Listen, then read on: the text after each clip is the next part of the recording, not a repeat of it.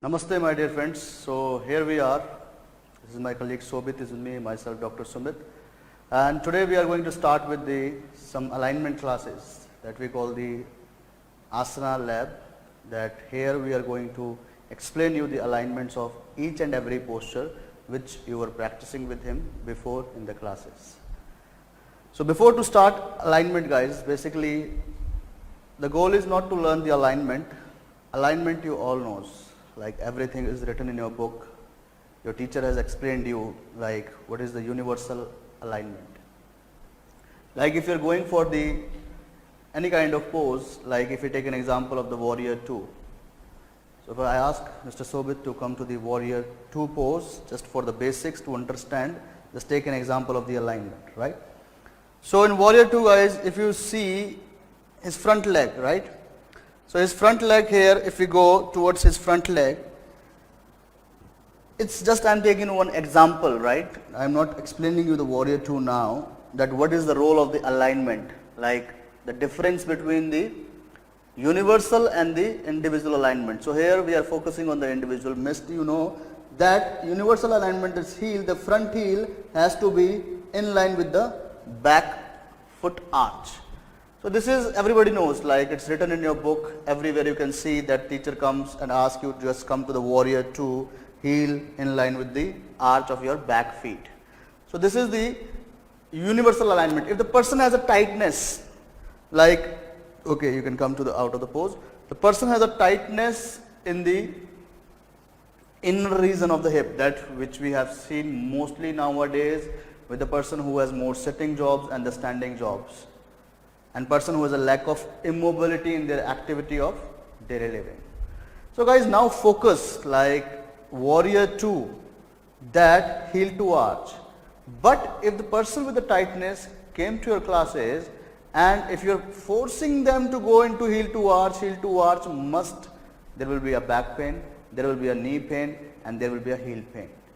And that can disturb your whole spinal column and your routine of the daily living. So before, that's why I always suggest to my students, before to learn the alignment, you have to learn the misalignments. Alignment, you know, it's all written in your book. But misalignment, how we have to deal with them? This is the first question with us. As you know, before to learn the medicine, you have to learn the disease first. If you don't know about the disease, how you will prescribe the medicine? The same thing in yoga. Here we are for the healing effects. We have to take some healing effect, some good effects from the posture. If the posture is giving you back pain, it means our adjustment and alignment is not in a sufficient way. We are not focusing on the individual alignment. We are focusing on the universal alignment again and again. So that creates the problem that the person next day come to the class with more back pain, more heel pain, more knee pain, etc. So basics that we talk about now, that we have to work on the individual, not the universal alignment.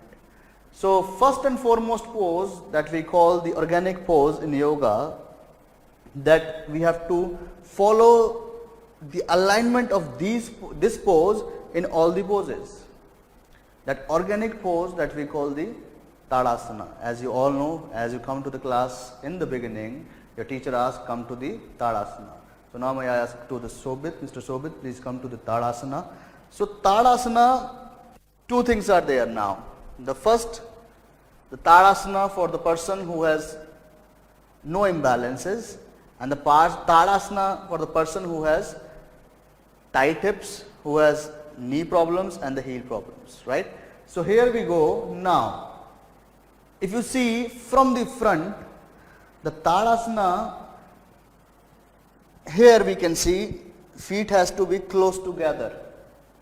The feet has to be close together, the person who has no tightness in the hips. Clear, my dear friends? The person who has no tightness in the hips, you can take the feet closer together.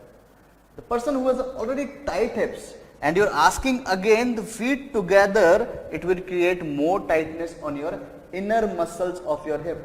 the inner thigh muscles that we call adductors. So make sure in your mind that this inner thigh muscles, if they are tight, and you can take this idea by that way, that if the person has 6 hours, 8 hours sitting jobs, already tightness, if there is no counter stretches after that. So here you can see his kneecap, right? His kneecap is facing forward. If the kneecap is facing inwards, then again you can see he is rotating the hips inside. It is a mechanism because this bone is connected in the knee joint also and at the hip joint also, right? So as the kneecap has to be checked that it has to be facing forward. So if the person is rotating the knee inside, so just always be focused that the Tadasana is like a mountain, only the person is sitting or standing in front of you. That is the main problem, my dear friends. Tadasana is a very simple pose. We don't have to force. If any pressure is coming to your breath in any pose, the pose is wrong. That you are not enjoying the pose then. You are forcing yourself to hold the pose, and that will create more imbalances.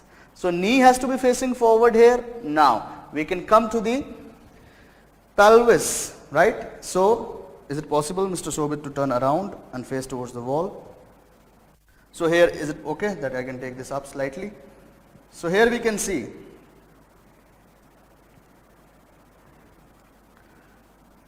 so pelvis, right?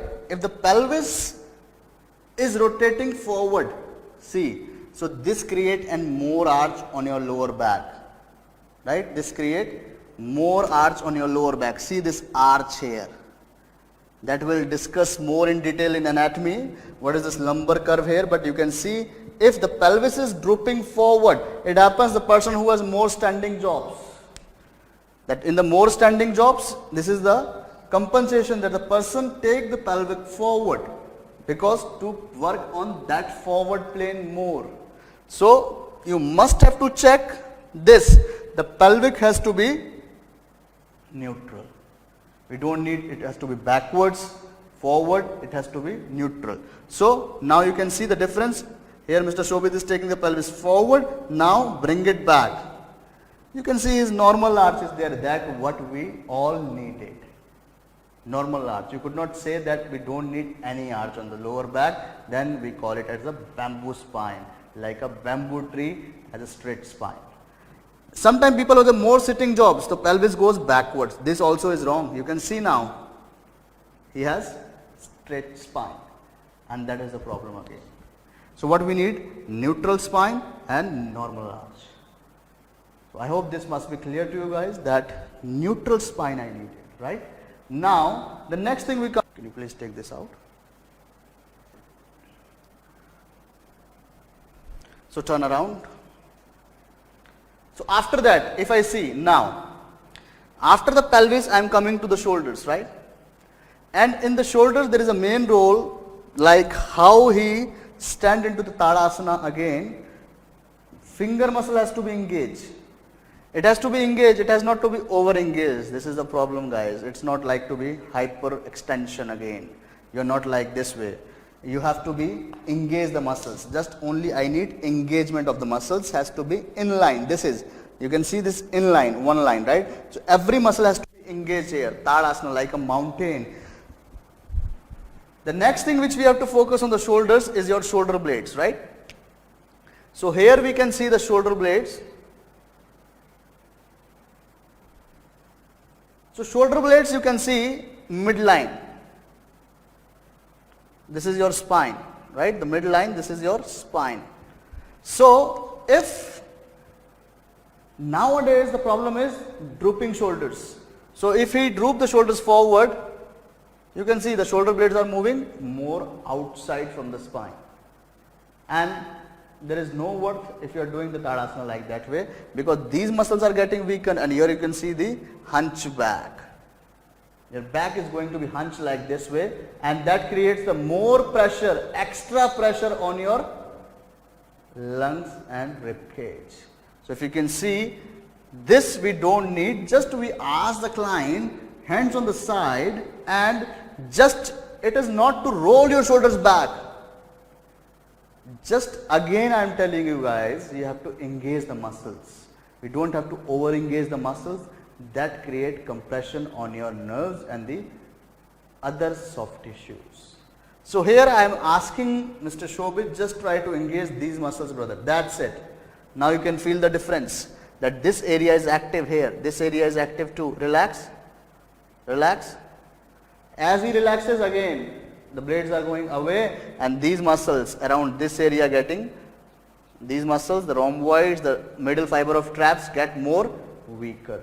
And this is the problem nowadays because of the sitting jobs, working on the computers, on the laptops, these muscles getting over weak. So here we ask in the Tadasana, just engage, just try to bring your shoulder blades, simple command, command has to be more simple.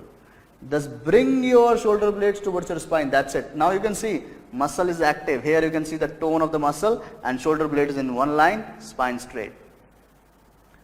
I hope this must be clear to you. Again I am telling you that this muscle has to be engaged. So roll your shoulder blade means, roll your shoulder blade, just engage your muscles. Roll your shoulder blades doesn't mean just this. This is wrong. This is the over engagement of the muscles if you look at here. And you can see as he is trying to overcompensate this area overcompensate again, and the arch has to be more. So one thing affect other too. So we must have to focus that engagement we needed, just simple engagement, that's it. Now you can see that next thing comes to the neck, where my neck is going after that. If I am engaging here, you can see these muscles nowadays are getting overused because we use the neck in this area more. So here I ask the client, simple, you can ask the client, you put this pen or whatever we have, you have a finger, you just put this pen here and ask the person to push against it. That's it, that's it, that's it, that's it. Now you can see neck difference. Can you feel the muscles here, Mr. Shobit, now? So these muscles engaged. It is over lengthened, passive lengthening of these muscles. So now you can see his Tadasana here. If we turn around, just try to turn around here. Now you can see his Tadasana. And beginners, before how he practiced Tadasana, together, legs together, because he is okay, he is doing yoga every day, flexibility is here. So for him, Tadasana is that. For the beginners, the Tadasana is just a little bit 1.5 inch apart. This is for the beginners. So we have to create the space in this area. So knee can be faced forward, and here we can see, check the pelvis neutral, very good. Shoulder slightly engaged, neck slightly back. Now we come to the ribs. You can see here now slightly the rib is going, it is not the Tadasana, like try to push your ribs more out, Shobit. Sometime you try this.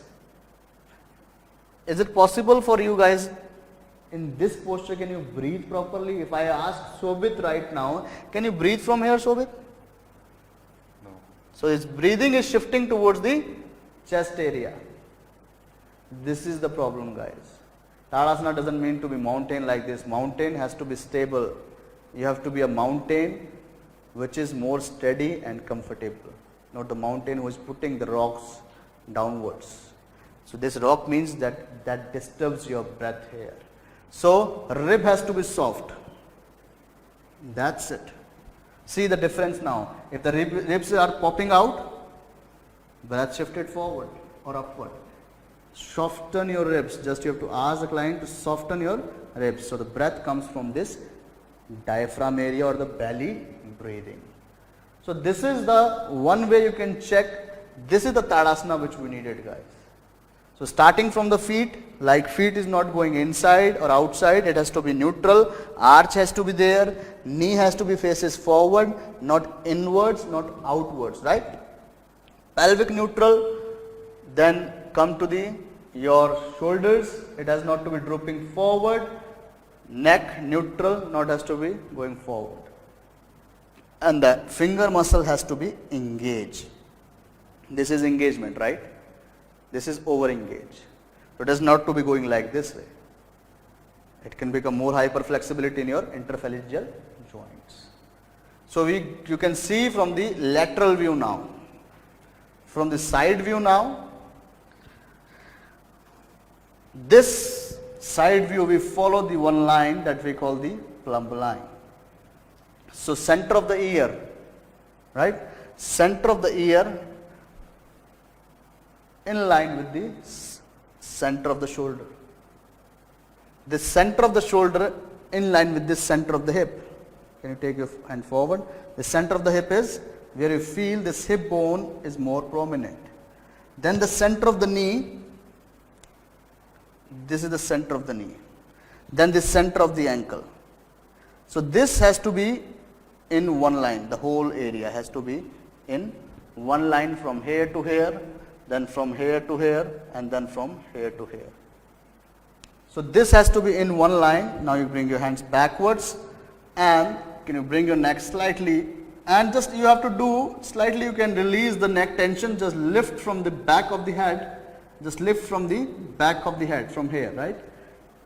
Just slightly release the tension, and this has to be in one line. So this is the Tadasana from the lateral view. Just follow that plumb line and one imaginary line from the lateral view, which goes from the center of the earlobe to the center of the shoulder. Can you bring your hands forward? Center of the hip, then the center of the knee, and has to be center of the ankle. So this is the ideal posture. And this alignment, this what we said before, organic pose, Tadasana. So this is an organic pose, and this alignment we have to be find in every posture. This one line, in every pose we follow that alignment. So now I will show you again. I'm going to show you that from the back part. So in the back part you have to check the knees are not getting more backwards. This is wrong. Pelvic has to be neutral, right? Shoulder blades engage, not over engaged or not over released. And the back of the neck has to be in line, and these muscles has to be engaged, not lengthening overly. So I hope guys this has to be clear with you. So today's activity for you, that go whatever around you, how many people you can cover in one day, and try to learn in different bodies, and check this Tadasana alignment, check this plumb line, so you can learn more. And as you check this in the different individual, don't check with your sister every day, because you know when you checked once, you know this alignment is that. So every day you have to change the individual, so you can learn into the different bodies, and you can find so many things in a new way, and we can work on that, right? So I hope this must be clear to you.